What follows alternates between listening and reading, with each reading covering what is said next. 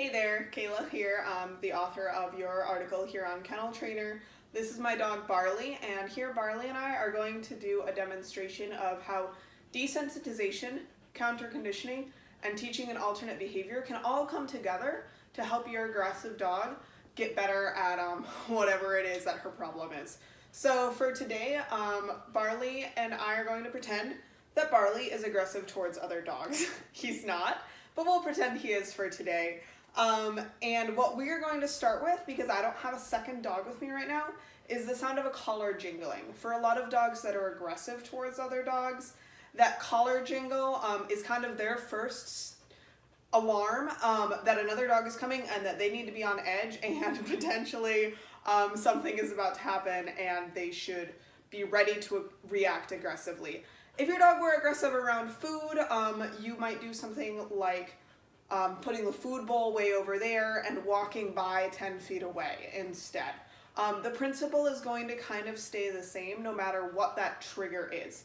So the desensitization part is essentially we are starting at such a low level for our dogs that we're unlikely to get that unwanted aggressive response. So for Barley, he's not aggressive towards other dogs, but let's say that he's aggressive towards other dogs and we think that he probably starts to get on edge when he hears that other dog's collar, but he's not quite ready to freak out and be aggressive yet.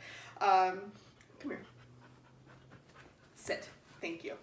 The counter conditioning comes in where we are pairing that scary thing, so in this case the collar jingle, in that other example, you walking nearish to the food bowl, with something awesome. So I am just using some Pet Botanics training rewards. These are just what I found.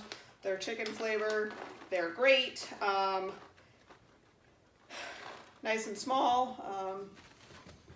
And we'll use those. And then the alternate behavior that I'm going to start teaching Barley is when you hear that collar jingle, first off you get treats. And we're just going to start there. So it's just going to be collar jingle, treats. Then we're going to start moving to collar jingle. I'm going to wait, and Barley stares at me a lot because we do a lot of training, and I'm going to wait until he looks up to me and makes eye contact. Then I'm going to say the word good, and then I'm going to give him his treat. And the reason, again, as we said in the article, that we want to do that is because teaching a dog something to do instead of reacting is going to be much more powerful and much more long-lasting than just teaching them that that scary thing makes treats happen. But making a scary thing equal treats is a really important first step. So here we go. I'm going to get a couple treats in my hand and the collar in my hand. You guys will hear me saying the word good. The word good in this case means that Barley has done what I wanted and now he's about to get a treat.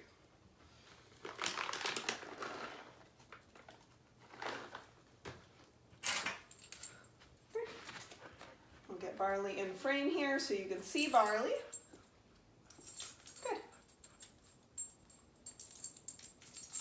Good. Good.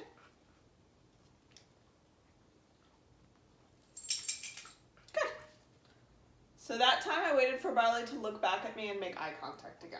So now we're going to do that a couple times. Good.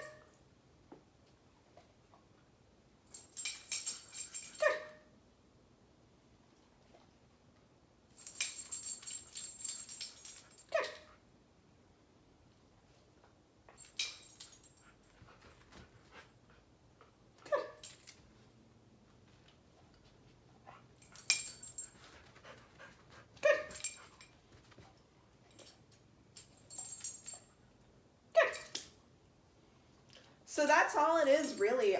As you go forward,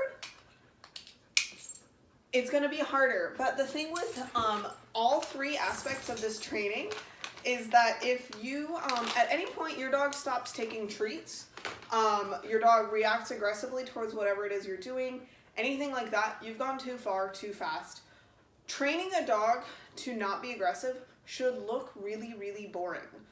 It should look a lot like what we're doing here. Your dog might be a little bit more tense if your dog actually has issues with other dogs, or whatever it is that you're doing. But it shouldn't look much more than this. And this is, again, where hiring a professional trainer can be really helpful. Sometimes figuring out exactly how to make this easy enough for your dog can be really hard for you. So don't be afraid to hire a professional trainer to get more help.